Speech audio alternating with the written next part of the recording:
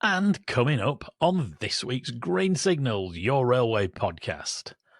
Great British Railways, GBR. Will it really take 2 years to create? Is Northern Rail performance about to improve, or is there still a long road ahead? £26 billion. That's what rail's value to the economy, the environment and society has been valued at. And we find out how it could be worth so much more.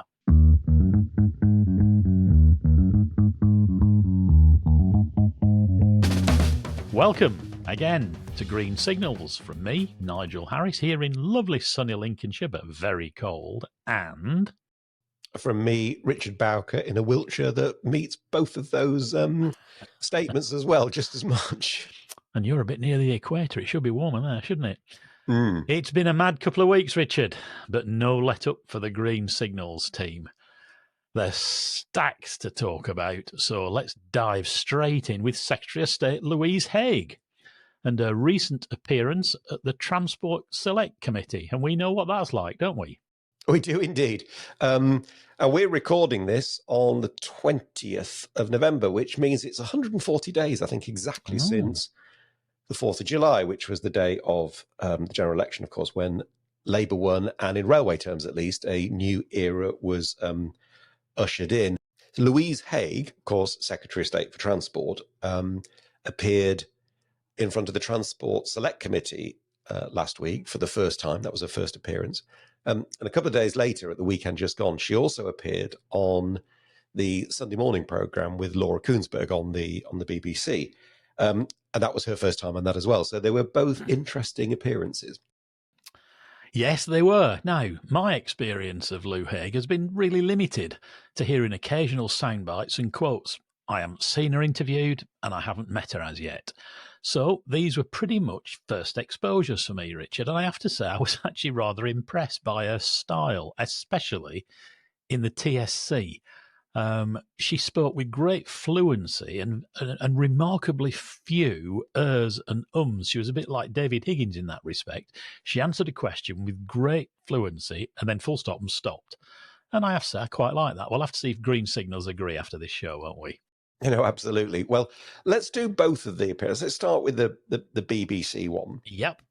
Because that was, and we'll come back to the Transport Select Committee, because I think the BBC one was relatively straightforward. It wasn't that long. There was loads of stuff. She was actually quizzed quite a lot on social care as well, which wasn't really in the transport brief. So the bit on rail was quite high level. She did say, on coming to power, the immediate priority was improving reliability and reducing cancellations. So we all went here to that. Laura Koonsberg asked, why would a government organisation, though, be any better at running a railway than a private one? And she gave an example about Northern. And actually, Louise Haigh said, Great British Railways will be operationally independent of government, and that's why I'm the passenger-in-chief, not the fat controller, which I thought was a great line. Here. But then talked about ASLEF and the recent drivers dispute. And again, Laura Koonsberg said, you didn't really strike a hard bargain, did you? What strings were attached to this inflation-busting deal? Louise Haigh said, well, it wasn't inflation busting. And if you look at the maths, it's not. It's not. But then she said a very interesting thing. She said, also, we have agreement with ASLEF to take forward discussions on training and competency-based assessment, which means something very specific in the railways. There's lots of archaic settlements, and we need to work with unions to get modern, efficient terms and conditions. So that was an interesting comment. Wasn't it just? And it's always difficult to get across big arguments in the tight constraints of a short TV interview, even on those Sunday morning programmes, which are not quite the 20 seconds of the Today programme. But still, it's tight. So the first thing I'd say, Richard, is Louise, come and have a decent, if challenging, but fair, long-form chat here on Green Signals with Richard and me, where we will give you the time and space to say what you need to get across.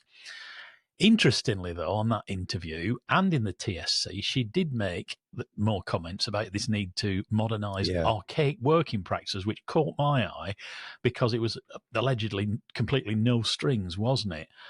Does that not set her on something of a collision course with the unions, Richard? Yeah, I think it could do. And later in the show, we're going to talk a bit about Northern, where that issue comes up again. Now, we did ask, we've been in touch with ASLEF, and I think our understanding remains that the pay deal was no strings attached, right? So it's interesting. Indeed. So let's move on to the Transport Select Committee, shall we? The good old TSC.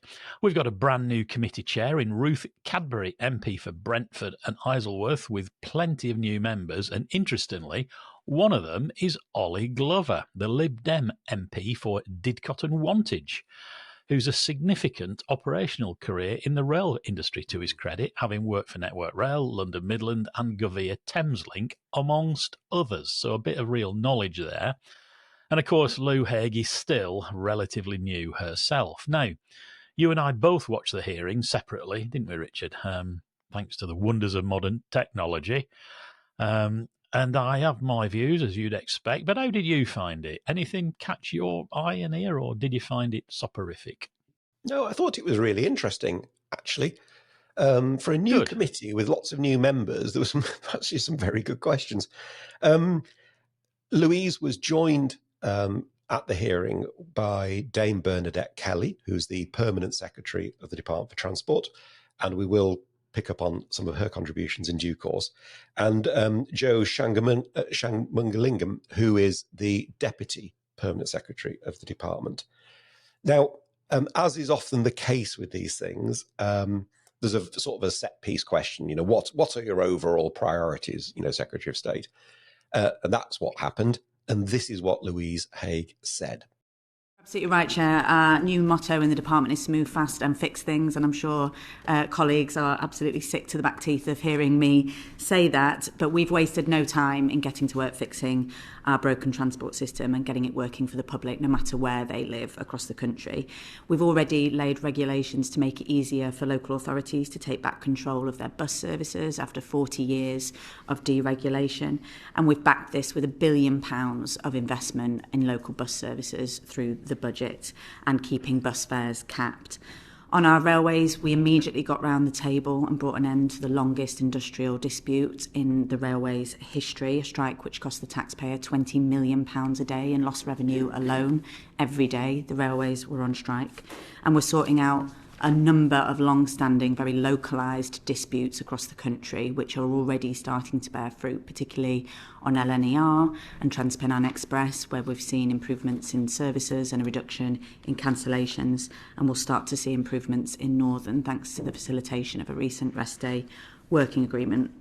We've also fired the starting gun on reform, and the public ownership bill is merrily making its way through the House of Lords. We hope to achieve royal assent on that soon. And Shadow GBR, Shadow Great British Railways, is leading the transformation on reform, delivering integration whilst we wait for legislation to be achieved. Today, I'm also pleased to announce that I've asked the Office for Rail and Road to carry out an independent review of ticket enforcement across the rail network. We've seen some egregious examples of fare prosecutions, and whilst fare evasion is totally unacceptable and will continue to pursue it, we need to be clear that where people have made genuine mistakes, they shouldn't be prosecuted. And so, as Passenger-in-Chief, I've asked the ORR to investigate that on my behalf. Elsewhere in aviation, we've committed to the Sustainable Aviation Fuel mandate and to legislation on the revenue certainty mechanism. And just last week, I established the new Aviation Accessibility Group, chaired by Baroness Tanny Gray-Thompson. And finally, on our roads, I chair a new ministerial task force jointly with the Treasury to look at ways that we can tackle the increasing costs of car insurance. And I was delighted that we smashed our manifesto commitment with a £500 million through the budget in extra funding to take aim at potholes across the country. The budget also committed to taking HS2 to Euston, the Transpennine route upgrade, upgrading the A47 and the A57. So I hope you can agree we've moved pretty fast and we're on our way to fixing things. Yeah. So, that was good. That was clear.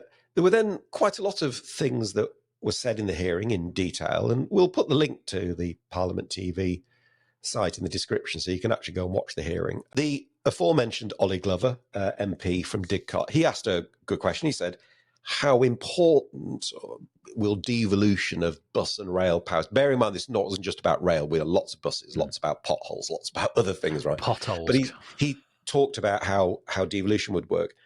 I thought it was interesting what she said. She said it's very important. Local and regional leaders will get a real say. They'll have some control. They'll be fully engaged. But Great British Railways will be a directing mind, and it's important to recognise we have a network. So I thought that was good point. A good marker. Yeah, she did demonstrate a real awareness, which I liked. Okay, but not everything was superficially wonderful, at least, was it, Richard? When asked by Labour MP Catherine Atkinson, Derby North, when will GBR be fully operational and when will legislation be introduced? Because, of course, GBR is supposed to be based in Derby, isn't it? Yep. And how has the DFT taken on board the views of industry stakeholders in terms of drafting the bill? A good question. Louise Haigh said this. The whole country, particularly passengers, are very keen to understand the detail.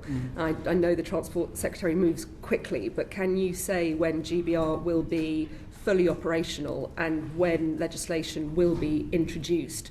And if I can follow up on that a bit further, could you also talk about about how the department has taken on board the views of industry stakeholders in the drafting of the bill? And you've already spoken a little bit about the role of shadow GBR, but can you talk about how it will relate to and work with the already formed transition team? Yeah, great, thank you.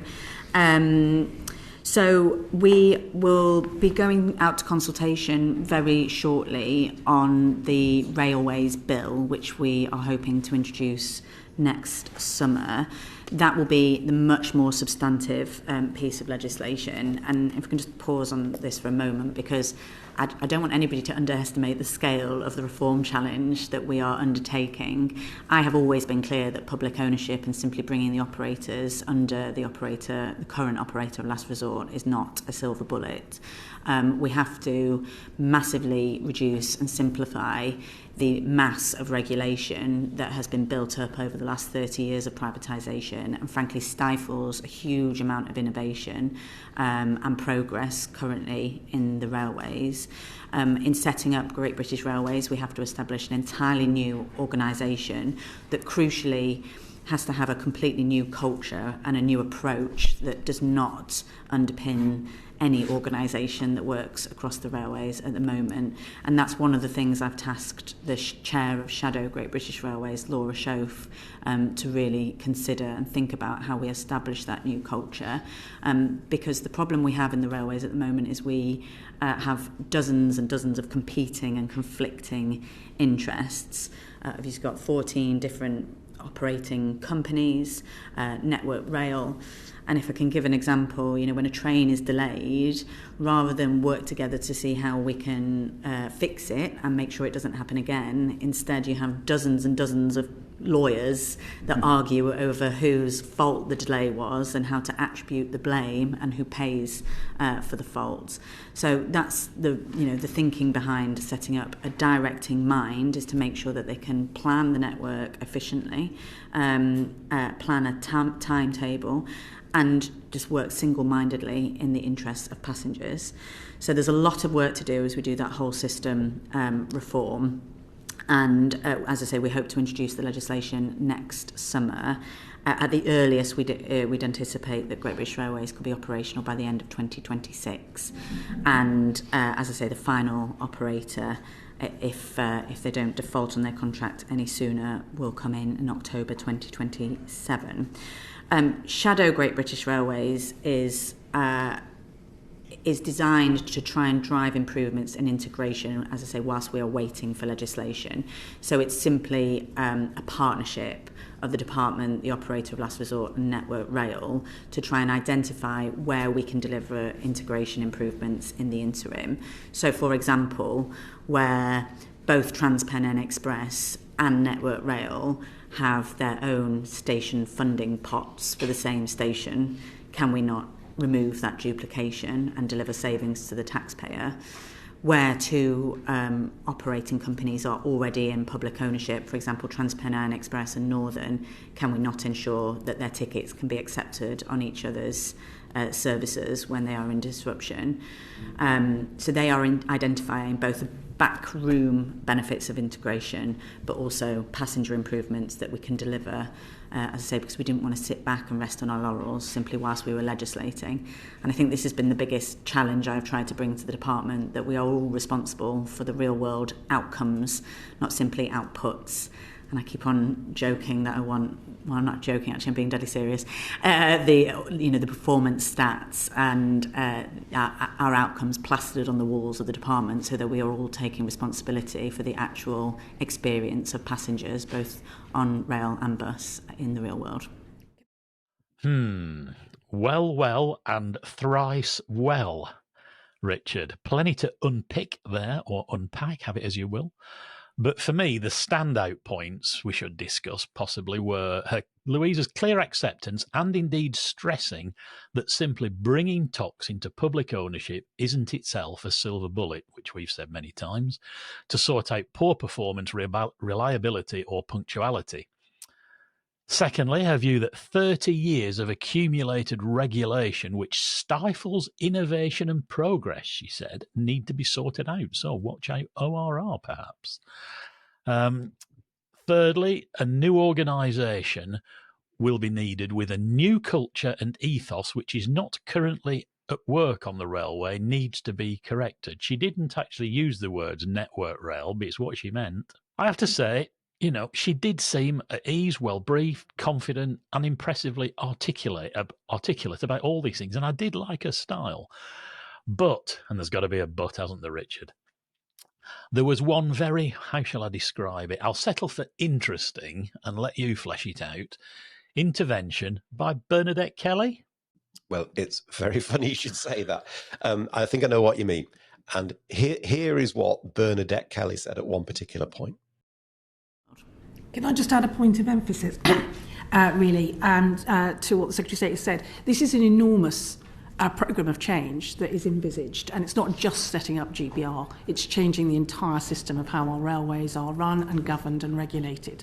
So obviously a new Passenger Services Authority alongside GBR, different role for the regulator, very different role for the department. So it is a really, really big and complex transformation programme, probably, I think, one of the most significant in government that is being undertaken.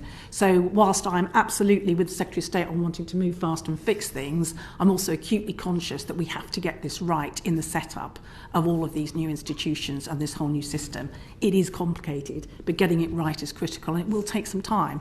So I can understand absolutely the enthusiasm that you have for seeing GBR fully operational in Derby, making the railways run better for the nation, and this will happen. But as I say, there's a great deal that we need to get right along the way. Now, she didn't make many interventions, the Permanent Secretary, and that wouldn't have been appropriate. It was the committee wanted to hear from the Secretary of State, so that's fine. But it's interesting that she did so here. Now, look, this is personal opinion stuff, right? Go for it. You always be a bit careful with this, but I just wondered whether I heard a little kind of bit of, oh yes, but I appreciate your real enthusiasm to get this done. But of course, we will, as officials, we know we need to move at the correct pace. And I just felt it was little bit sort of, I thought it was sort of slightly condescending, really. At the correct pace. I think what you mean is glacial. You could say that. I couldn't possibly comment. Yeah. Yes. Anyway, like you, I thought the Permanent Secretary came across like a controlling parent, really, determined to, albeit benevolently, rein in an enthusiastic teenager who wasn't maybe being realistic in her aspirations. There, dear. Although she chose her words carefully, I thought she was more than a touch condescending towards the soz. And in truth, if I was Louise, I think I'd be more than a little hacked off at her comments. By the way, I very much like Louise's very pertinent comment that she wanted everyone, and she did emphasise that, So she wasn't just talking ministers, everyone in the DFT to be accountable for outcomes and not merely outputs. I thought there's an important difference there. The big difference. And that really scored with me, did that comment. She put a case with confidence. I was especially delighted to hear her describe GBR repeatedly as a directing mind. Yeah. And far be it for me to blow sunshine in your direction, Richard, but I think very rare. I think it is rare, so make the most of this moment. I think you can take some credit there because you have argued here repeatedly and powerfully for direction rather than control, particularly since that incident at Paddington that Andrew Haynes was talking about, too many actors. And that now seems to have been fully assimilated into government thinking. She did refer to directing mind rather than controlling. So well done, Richard. I was thrilled and relieved to hear her say that separating costs and revenues between DFT and Treasury, which we have repeatedly criticised here and called for an end to, is, quote, not sensible, she said, and she assured us that Treasury is on board for changing this. I also very much liked her wish that the DFT cease being a permissive organisation and becomes an enabler. Well, amen to all that. But I got another book coming, isn't it? You can always sense one. I was going to say, that's a really big butt. That butt came with a sigh. Right, go on then. Who's got a big butt? Amen to all that. But are civil servants even capable of this, of letting go? Is Sir Humphrey, or Dame Humphrey, going to give up power and give the soz what she wants to achieve all this, Richard? Very interesting. Just one comment on the bit about the P&L, though. I think she said that, we've been able to get some of those costs and revenues brought together in the department. Whereas, because what I would really like to see is the train companies given the power to do that. But we'll maybe come back to that at some point. Look, I mean, I honestly think Louise Haigh has integrity here. I think she genuinely wants to enable and empower positive change. I agree. Yeah, there's loads of politics, right? This is all very political, and there is a bit of ideology, whatever anybody says, about where it sits. But her line that she wants to be the passenger in chief, not the fat controller, I thought was, well, it wasn't just funny. It was, it was clever as well, because it's making clear where roles and responsibilities should sit. But didn't she also say at one point that all these decisions are political? She actually accepted that. Well, there is a lot of politics. The railways always will be politics, but there's a difference between policy and politics and operational delivery. And that's the bit where it's gone so badly wrong, I think, in the last 10, 15, however many years. But in answer to the first part of your question, will the civil service or the civil servants easily kind of embrace this change? I think the answer is no. I don't think they'll give up control, or certainly not easily. There is a culture here. I mean, I can remember David Rowlands when he was permanent secretary when I was at the SRA. I mean, he actually told me more times than I care to remember, really, that the railway industry was very good at sort of wasting money. And since the accounting officer, which he was obviously for the department's money, is ultimately responsible, then there had to be some control to stop this. He actually said that. Yeah, I mean, he used to do it with a twinkle in his eye, but he did. There was that belief, So I don't think people perhaps realise just how fractured the operational delivery of the industry is at the moment. And it was fine actually when money was rolling in on like a rising tide, with ever increasing growth and everything was working fine. But it's not now. And COVID was a big shock to the system. And as a result of that, we know that travel patterns have changed and all the rest of it.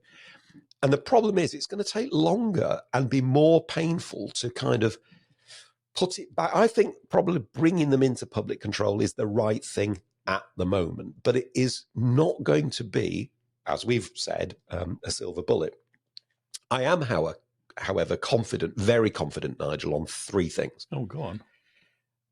DFT officials need to stick to policy and setting objectives for the industry to deliver, and by which they should be measured, and nothing else, right? Really nothing else. They won't work that out for themselves, so I think they'll have to be directed by ministers. Number two, I think it's for the industry. I think the industry needs to come up with the right structure to make the railway work operationally. Why? Because as good as civil servants are, these are bright people, but they're not. They've never run anything. They don't run businesses day to day. So they can't be expected to work out the best way to do it. So let's not let them. And they'll always avoid risk rather than manage it. Well, that's been our constant refrain, hasn't it? So it's just the right people doing the right jobs in the right place is critical. And this is my third point, and it's the big one. For me, Shadow GBR needs a CEO now, right? I don't like this triumvirate partnership power sharing thing. I don't think it's the right thing to do. I do accept that change, and particularly the regulatory and the legislative stuff, is going to be complex to do. I agree with Bernadette Kelly on that, right? But there's a lot we can be doing right now. And I honestly think it comes down to having a strong leader. And I mean leader. Yes, build a team. But this business of this kind of power sharing thing means in reality, nobody's absolutely certain who's calling the shots day to day. I think if we had that, I think people would be surprised, including ministers, how quickly some things could actually get done. Which is totally in their interest, of course, isn't it? It's totally in their interest. So listen, I'm with you. Good performance, some good stuff. But I just think that business of strong leadership and ensuring that day-to-day stuff is kept away from people who don't have the experience to manage it as soon as possible is very important. And that's going to cause, there's going to be some requirement, I think, maybe, for Louise to say to the civil servants and the permanent secretary, no, this is what I want, and really sort of dig her heels in. I hope she does that, because I think, having watched her, I think her instincts are good, and I think what she wants to do is right. And maybe as her confidence as a Secretary of State grows, she will do that, because otherwise that comment at Bernadette Kelly's, I just thought was a really dangerous thing. It was like it was slowing everything down. Yeah. I'll tell you one final thing on that. I think, and this is not a political point, right? I'm just looking at all of them as individuals. This is the first Secretary of State for Transport that I can remember, probably since Patrick McLaughlin, who understands the brief and cares and is passionate and actually wants to make a difference and is fundamentally supportive of public transport and buses and rail. So we need her to succeed. So we're all batting for the same team, definitely. The roles and responsibilities are probably what needs to be fixed more than anything else. So dig your heels in, Louise, and do the right thing and come and talk to us about it. Right, let's move on to a story that many of you are still talking to us about, and that's performance on Northern. We discussed a couple of weeks ago that a rest day working agreement had been struck with drivers across the whole of Northern, and said that at least was good news. It's only the beginning of the long road to fix performance on Northern, of course. So what's been happening since that deal was struck then, Richard? Well, in performance terms, probably not really all that much. I mean, there's been lots of stories abounding of continued cancellations at weekends, and I think on weekdays as well. But it's not really surprising. You know, to run a train, you need train crew. Train crew is drivers and conductors. And in the Northwest, at least, up till now, the conductors have not had to work on a Sunday. So you kind of need everything to align, really. So it's probably not really that surprising that rest day working agreement didn't necessarily fix the issue. Yeah, but that could be changing, couldn't it? Northern announced on Monday, November 18th, that it's reached agreement with RMT for conductors. However, it's only an interim agreement. And indeed, Matt Rice, Chief Operating Officer of Northern, said that following constructive talks, we're pleased to have reached an interim agreement with RMT conductors working on Sundays in the Northwest.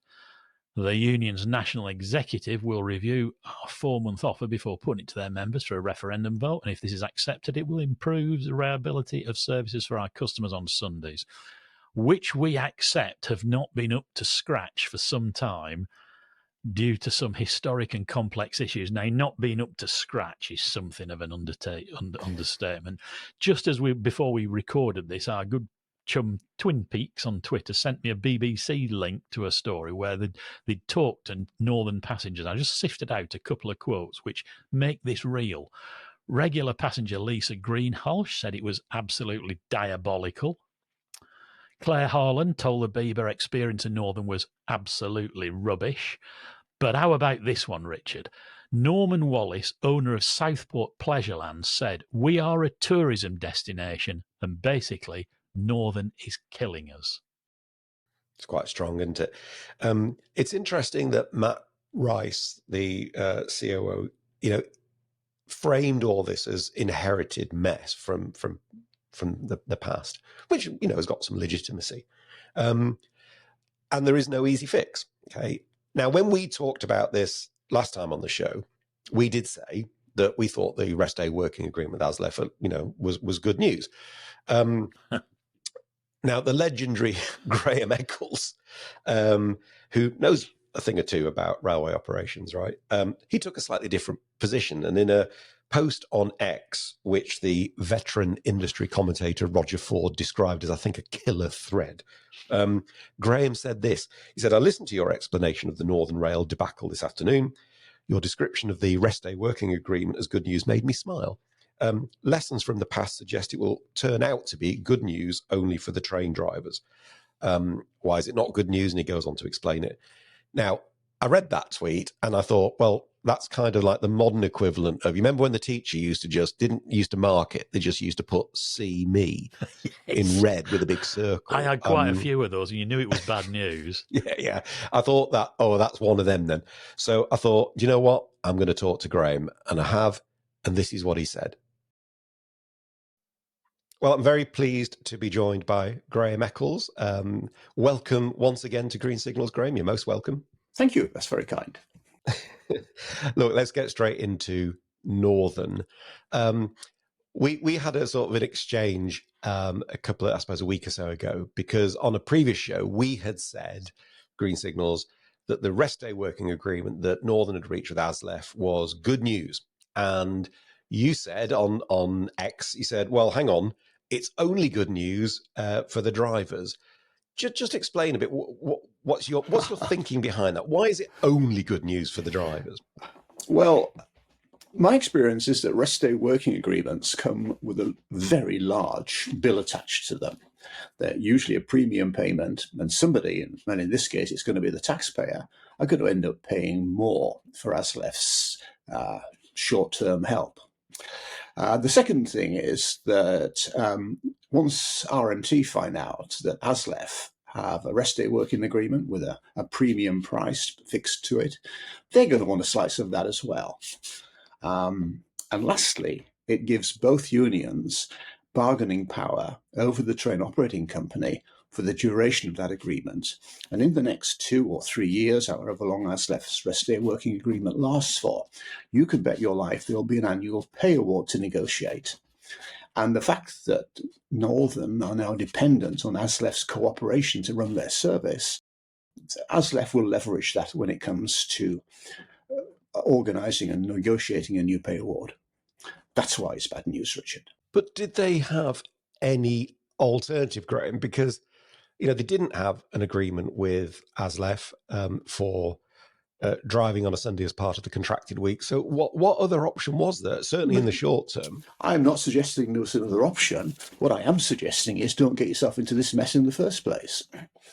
Okay, well, we'll come back to that in a second, because we understand now that Northern have done an interim deal with the RMT for conductors, because obviously train crew, you need both. Yes. But it's for 4 months. That doesn't seem terribly long. I mean, is that actually going to make any difference whatsoever?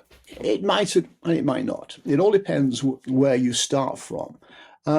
It takes the thick end of 2 years to recruit and to train a train driver and make them productive. But you can get a productive guard from day one, and at the end of 3 months, they'll be able to cover every turn on the roster. So we're not talking about the same length of training here, or the same complexity of training. So on the assumption that Northern have already started that recruitment process, and these guards that they're recruiting now can go straight into training, then 2-3 months, it's very tight, but they should make it. If they haven't started that recruitment process already, then I would suggest to you it's very, very tight. And there's nothing worse, believe me, I've done it. There is nothing worse than having to go back to ASLEF or RMT and asking for an extension of a rest day working agreement, because it's always painful. But that is what they're going to have to do with the RMT, because it's only a 4-month interim agreement. So Andy Burnham, Mayor of Greater Manchester, I mean, he wants this problem fixed, and he's a politician, so he wants it fixed in a pretty short time frame. Given that we've got these interim arrangements, is the fix for this with Northern simply undoable in a time frame that he would find politically acceptable?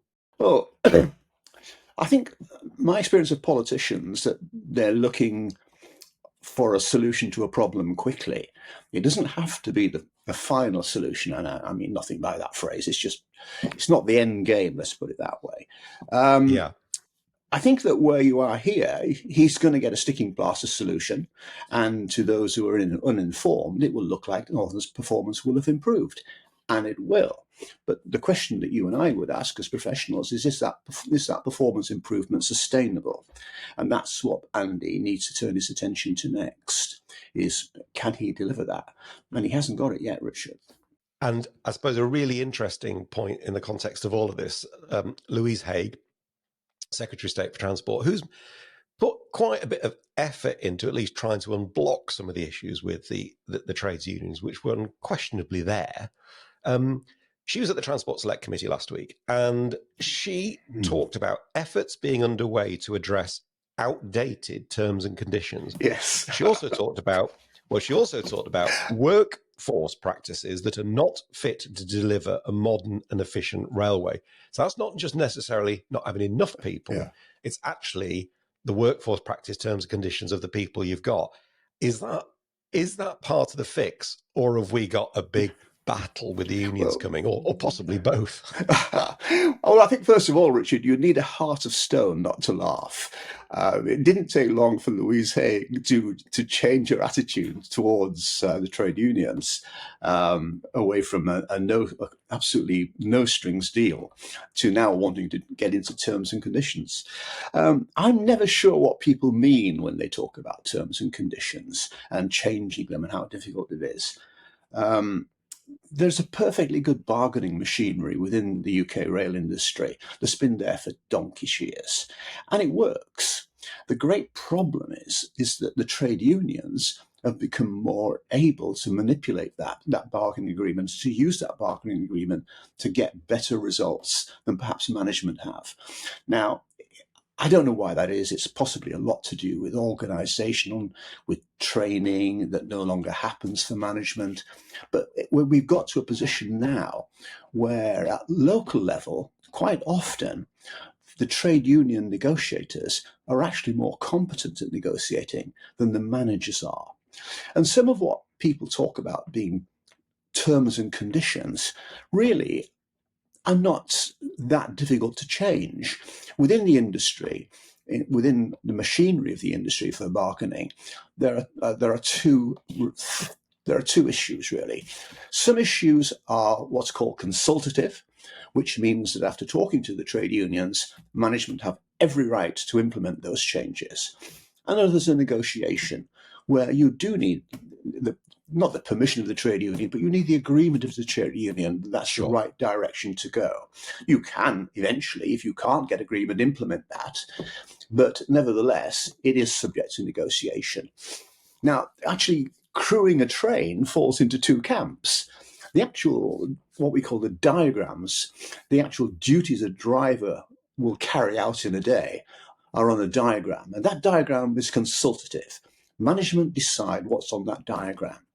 But how the roster, i.e. the actual person, is put onto that train is subject to negotiation. And that really is the Achilles heel of the present system, is that ASLEF particularly are better than management at negotiating those rosters. Let me give you an example. You may remember in the previous government, Hugh Merriman got himself into an awful fix at a select committee where he was talking about too many drivers being on annual leave in, I think it was either Edinburgh or Glasgow, I can't remember which one now.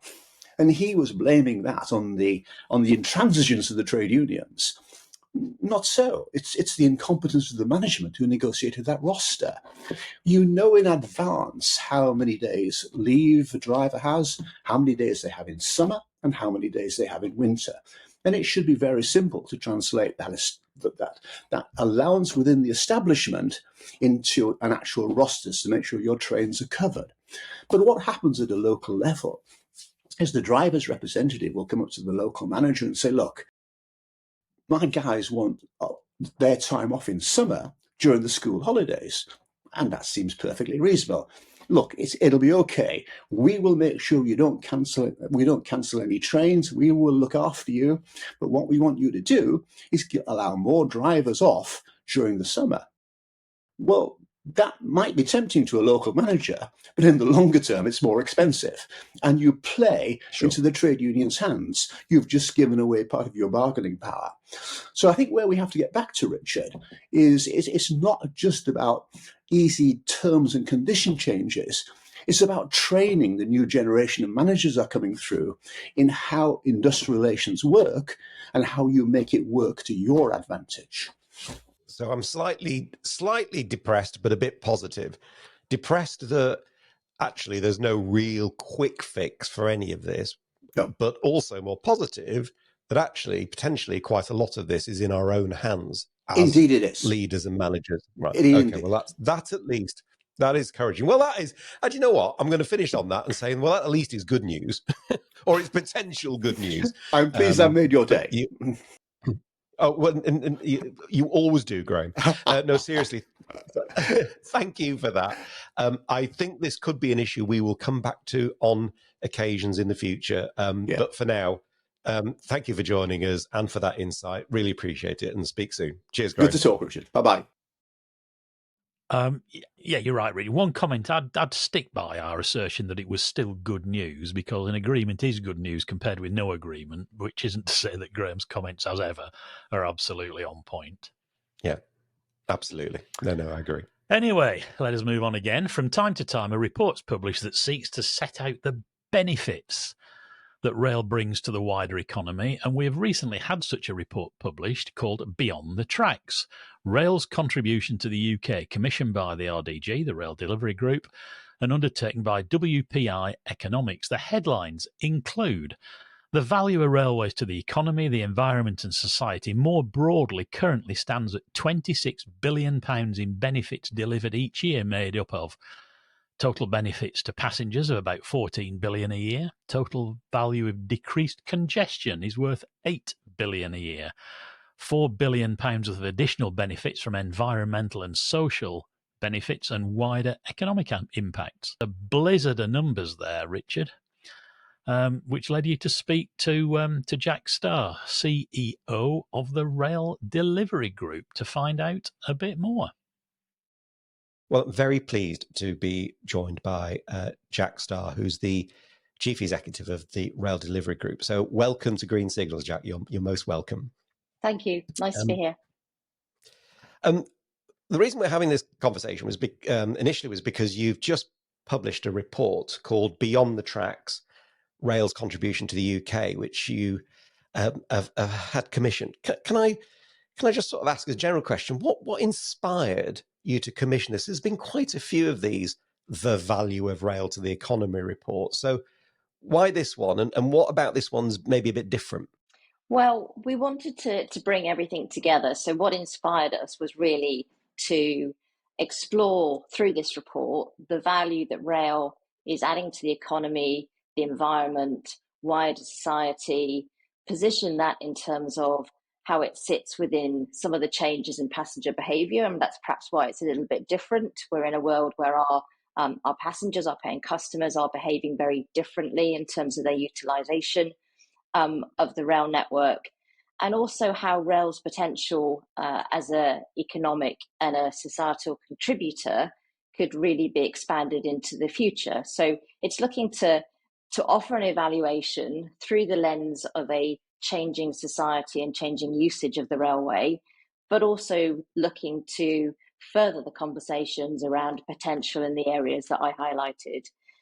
We also wanted to further explore some of the areas where the potential lies for investment and have observed and note the need for us to improve areas, particularly related to customer services.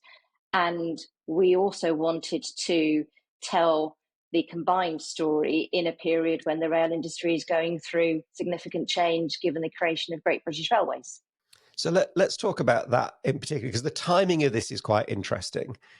Because obviously, I suspect this was commissioned a little while ago. Because something, there's a lot of academic work here. You can't do it in 5 minutes. Yeah. So, did the election just sort of come in the middle of that? It was just one of those things. Because it's interesting that policy has changed quite significantly in the last 4 months.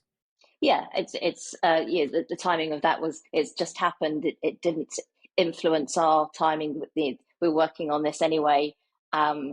There's perhaps some different lenses and nuances that we needed to apply to this, given that, but it doesn't fundamentally change the messaging that we wanted to offer through this report, confirming that there is a huge potential for growth in terms of the continued usage. And some of the stats that you see in here are just huge and hopefully compelling to readers in terms of the value of the railway, the economy, environment.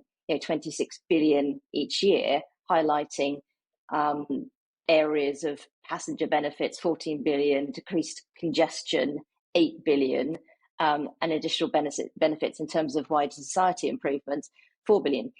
These are big numbers that haven't changed, and we really want to surface these to grow the conversation about rail, and hopefully also seek to improve some of the reputational harm that has occurred through recent happenings in rail.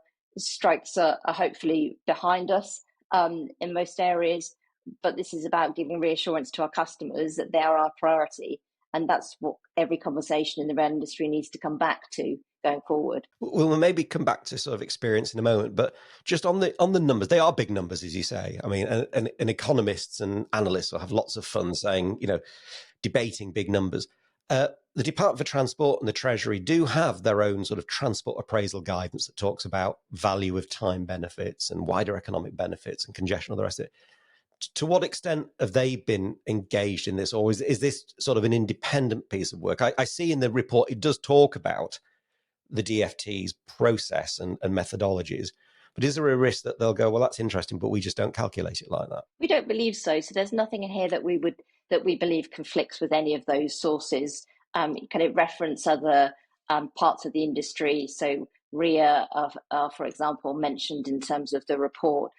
Those sources have sought validation from the department. So we're very much about trying to produce something that is coherent, but also consistent with other messaging that has come out from the industry. Our role as an organisation is to kind of emulate some of that opportunity and growth story, as opposed to seeking to do anything independently. So in that regard, I'd like to offer that it's entirely joined up, and there shouldn't be any concerns in terms of any conflicting data out there. So one of the stats that's in here is you surveyed passengers, and they said that their average spend per journey on top of their fare is around £80, and it's to do with sort of presumably buying food and drink at the station and all that kind of stuff.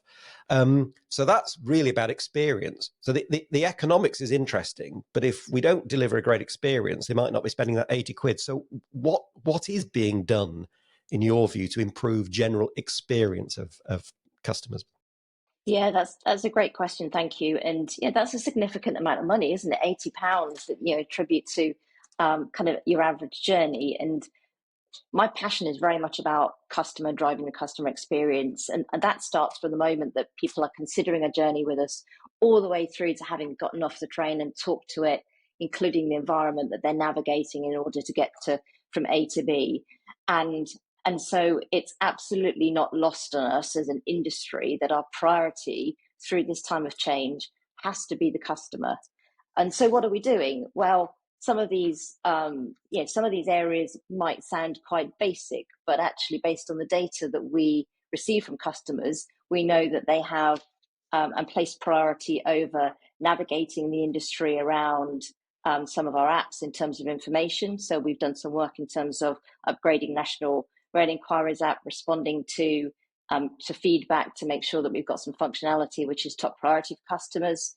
We've done some work on what we refer to internally as smarter information, smarter journeys. Kind of does what it says on the tin. It's trying to give people a single source of information, making sure that it's relevant, making sure that it's kind of provided through the right mechanism, whether that be digital or on screen.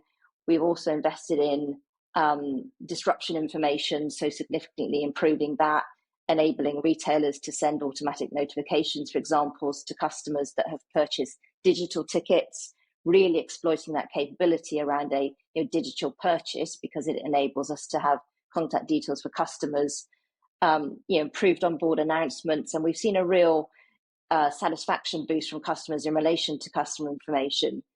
And then in addition, we've done some work around passenger assist. This is our service whereas we offer assistance to those that require it to navigate the network, flexibility in terms of a turn up and go feature, booking amendments to make sure that that booking window is what our customers need.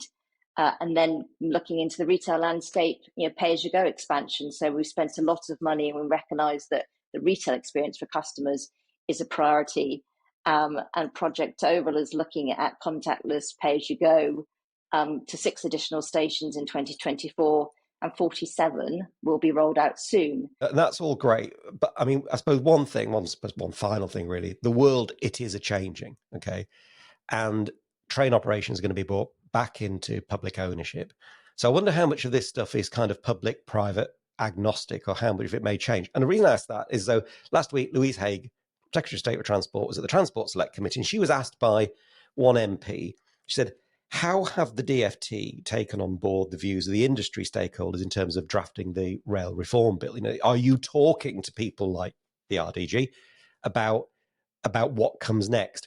I mean, are you involved in those discussions? Do you feel that as private operators, you're engaged in that conversation so you can influence it and so we don't lose all of this good stuff? Yeah, I mean, our position as an organisation, Rail Delivery Group, isn't a kind of binary representation of private-public.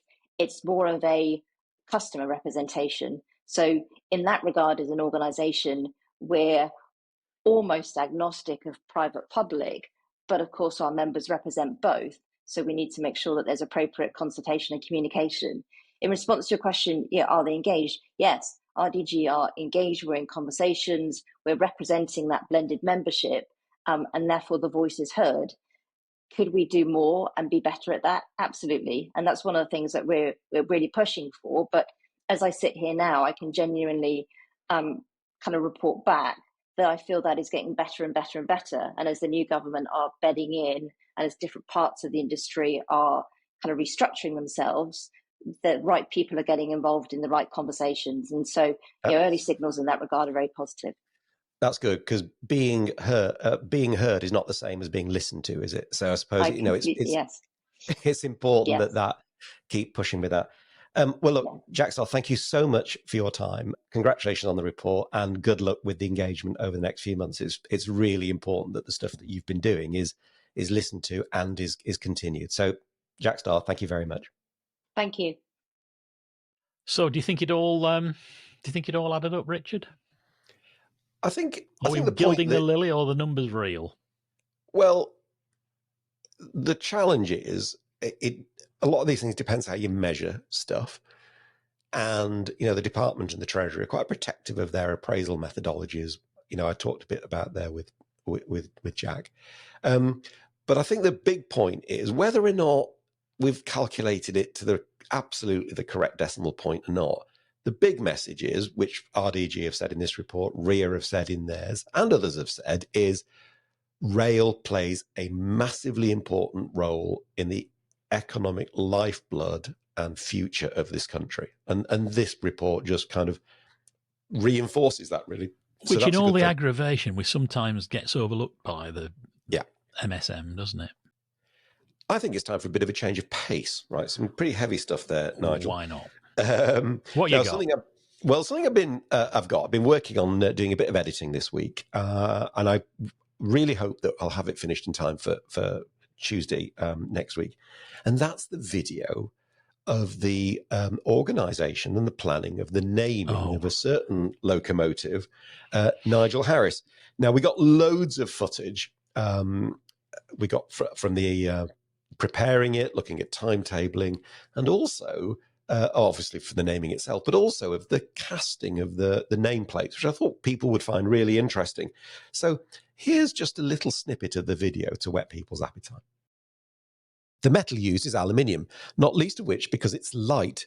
It arrives in ingots that weigh around 7 kilograms each. The crucible, the vessel in which the metal will be heated in the furnace, holds around 26 kilograms of aluminium and is heated to a temperature of between 680 and 760 degrees C, as this is the optimal pouring temperature.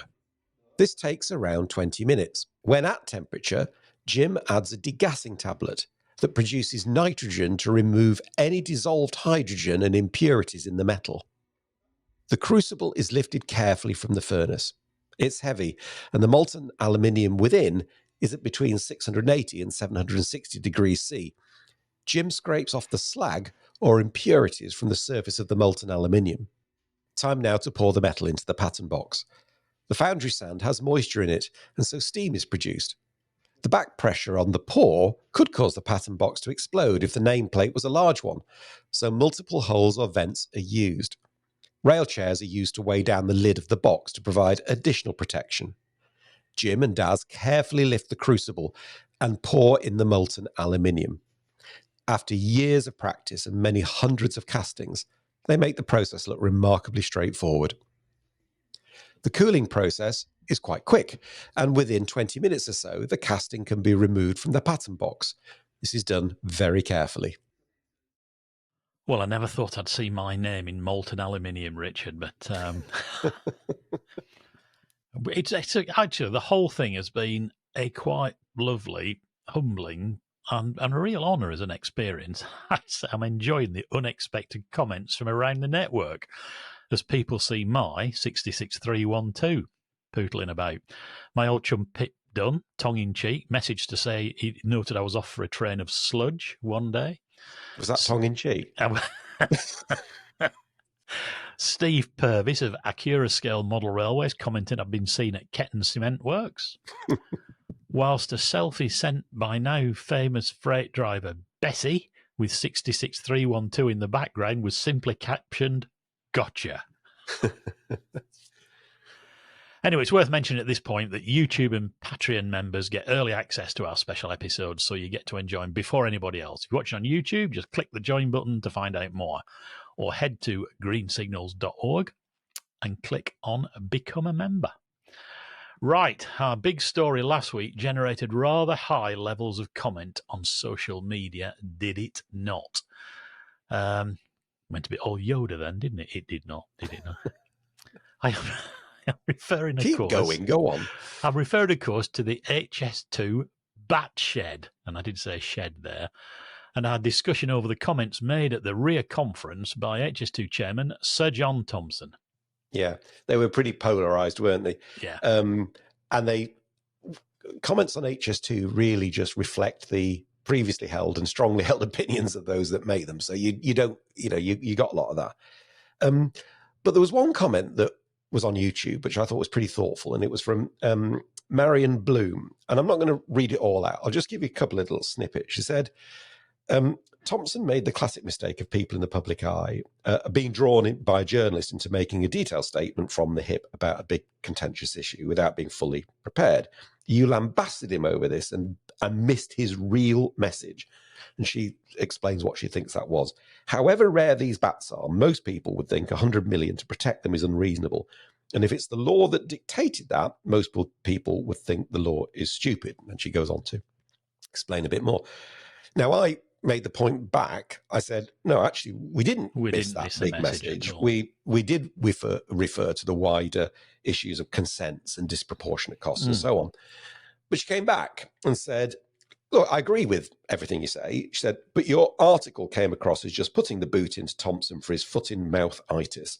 I suggest a more helpful approach would have been to spend a bit more time looking at the conflicts he was trying to allude to. Maybe you could do this in future episode. You guys are in a position of influence. and I'm sure could make a worthwhile contribution to the debate. Now, we don't have time now to go through the conflicts that Sir John was alluding to, and I agree that was the point he was trying to make. But we will do what Marion suggests and come back to it, because it is important. There are conflicts between various bits of legislation. It's inevitable, right? Because Parliament can't pass one piece of legislation knowing exactly what it's going to do in 1 year, 2 years, 5 years time, right? And when although they're all passed with the best of intentions, okay, there's inevitability that they'll rub up against each other. There'll be frictions, there'll be conflicts. Yeah. And I do think it's completely unfair of anyone to blame HS2 or any other mega project, right?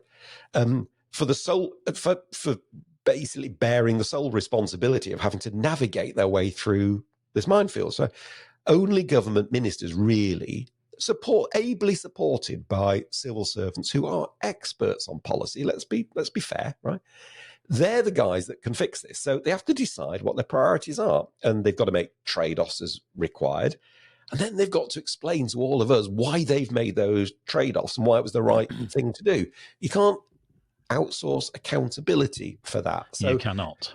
So John was making, his point about this is more complicated than people first think, because I've got to comply with all this other stuff, is a perfectly fair point, and it is something we will come back to. All fair stuff. So thanks for raising them, Marion. We do, all three of us, very much enjoy and value the cut and thrust of decent debate. And we will come back to this soon, hopefully. Yeah. And now it's time to thank everyone who's left us a super thanks on YouTube this week. And you all are, you lovely people. Russell Smith, Alan Kirkman, Barry Johnson, Paul Roberts, Bob Walsh, Callum Thorneloe, Chris Exley, and Tom Wood.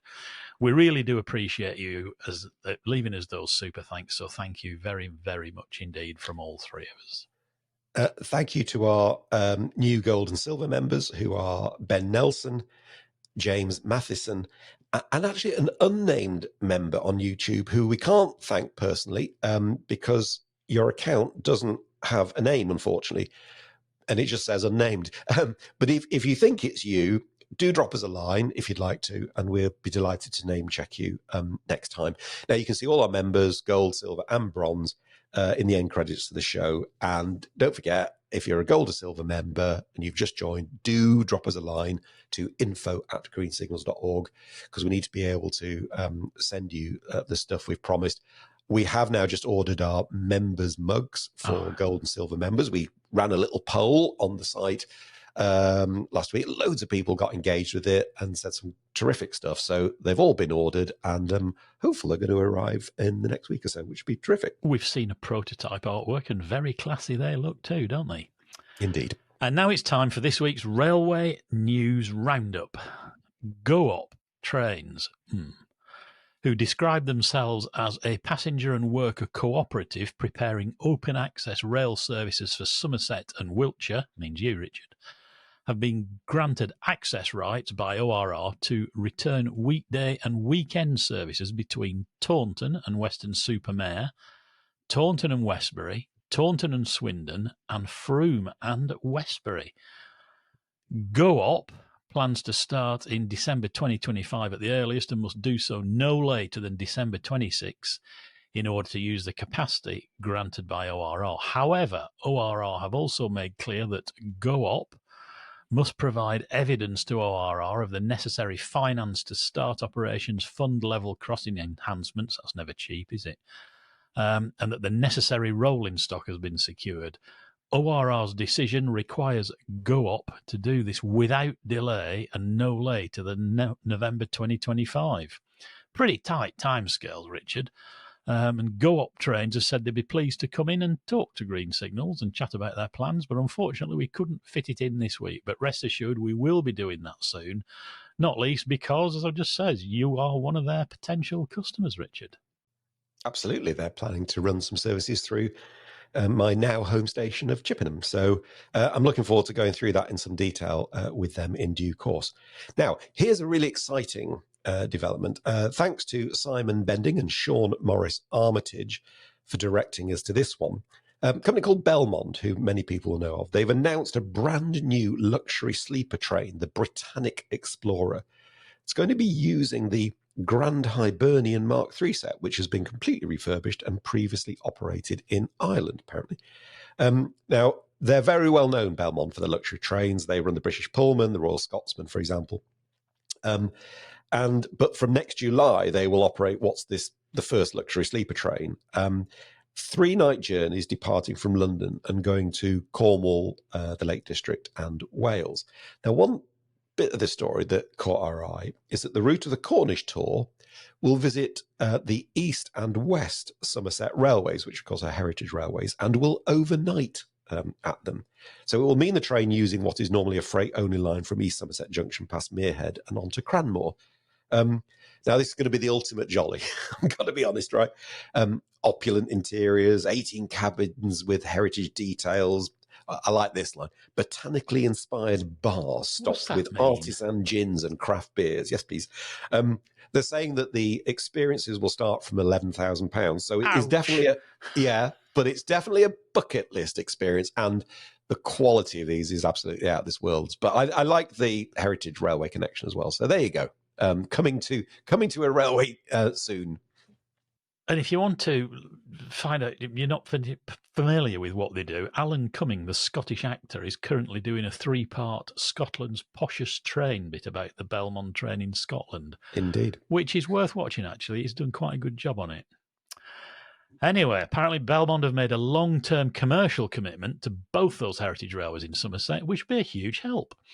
Not far from you, Richard, so maybe you can go and investigate. At least hang over the fence and look. Anyway, here's another great story. Irish Rail has unveiled the first 5-carriage X'trapolis train for its new DART fleet in Dublin. It's the first of 185 carriages on order from Alstom that will enter service from 2026, and it also represents the largest and most sustainable public transport fleet order in Irish history. So it's quite the order. Trains are bought in 2 orders as part of a framework agreement to provide up to 750 electric and battery electric carriages over 10 years. The first train will now begin a rigorous regulatory approval and testing and commissioning process based at Inchicore Works and on the Greater Dublin Area Rail Network, which is what DART means, isn't it? Yeah, it's a great story. I think I'm right in saying, Nigel, that those are the trains that Alstom said they would have been able to build in Derby had the deal got done quicker, but they ended up getting built in Eastern Europe. So there you go. At least they've got built and good for Dublin. Another big story that appeared this week was that Transport for London is going to award the new Elizabeth Line operator contract to GTS Rail Operations Limited. Now, they're a joint venture between Go Ahead Group, Tokyo Metro, and Sumitomo Corporation. It's period for 7 years with an option to extend for another 2. And they're going to take over from MTR Corporation, who, of course, are the incumbent operator and were a bidder as well. But they didn't succeed, and it's gone to the new GTS Rail Operations Group. Interesting. And here's another new train story, which is always good news, to end the roundup. The first new Stadler electric tri-mode, Richard, not bi-mode, trains for South Wales Metro entered service on Monday, November the 18th. Built by Stadler, the new Class 756 FLIRTs, which stands for Fast, Light, Intercity and Regional Trains, are powered by recently installed overhead lines. Transport for Wales has said that the new trains will enter passenger service first on the Merthyr and Aberdare lines, followed by the Treherbert line, and will replace TfW's older trains in a phased introduction. The plan is to have 14 in service by spring 25, and we're hoping to do a feature on TfW and the significant changes they are bringing about very soon. Tri-mode, Richard. Yeah, but by the way, on that, we are hoping to do that because there's some fantastic stuff these guys are doing. They've just sent me something this morning, actually, to say their new December timetable changes that they've been able to bring in because of their new Class 197s, which are more the better performance. And some of the stuff they're doing, they're extending, speeding up journey times, putting more trains on. I won't go through the list now, but there is some terrific stuff happening in Wales, and that would be a good feature when we get to do it. Absolutely. And that's a news roundup for this week. If you've got any snippets, large or small, wherever they are, do let us have them and we'll credit the ones we use. Okay, time to do the quiz. I nearly did a fanfare and just stopped myself. I'm very, very pleased you did. Okay, so last week's question was this. What possible connection might there have been between Gustav Eiffel, a steam locomotive, and the Cup final? Now, the connection is Wembley Park and Stadium. Gustav Eiffel was asked by railway entrepreneur Sir Edward William Watkin to build a tower, similar, of course, to his eponymous structure in Paris, at Sir Edward's Pleasure Gardens at Wembley Park. Now, Eiffel declined the request. Construction was still commenced, but using a different firm, but it was never completed. And it was dubbed Watkin's Folly. I think I've actually seen pictures up to the first sort of landing. Something like that, wasn't it? It was quite... Just that first... One of those things, yeah. Now, legend has it that a steam locomotive, I think involved in the construction of the work, ended up falling down a hole and is buried under the pitch at Wembley Stadium. And that particular nugget about the steam engine being under the pitch had to be in your answer if you wanted to win the mug this week. There isn't a loco, by the way, incidentally. When Wembley Stadium pitch was dug up for the new stadium, there was nothing there. But nonetheless, that's the legend. So you needed all of those components. Even so, of course, people did get it right. And the winner, randomly chosen, was Will Seward. So well done, Will. Impressive knowledge. Please send us an email to quiz@greensignals.org and we will get your mug out to you. Now, this week's quiz, it's sent in to us by a reader, and we've gone international. This is from Joe Hoskin, who's in Queensland, Australia.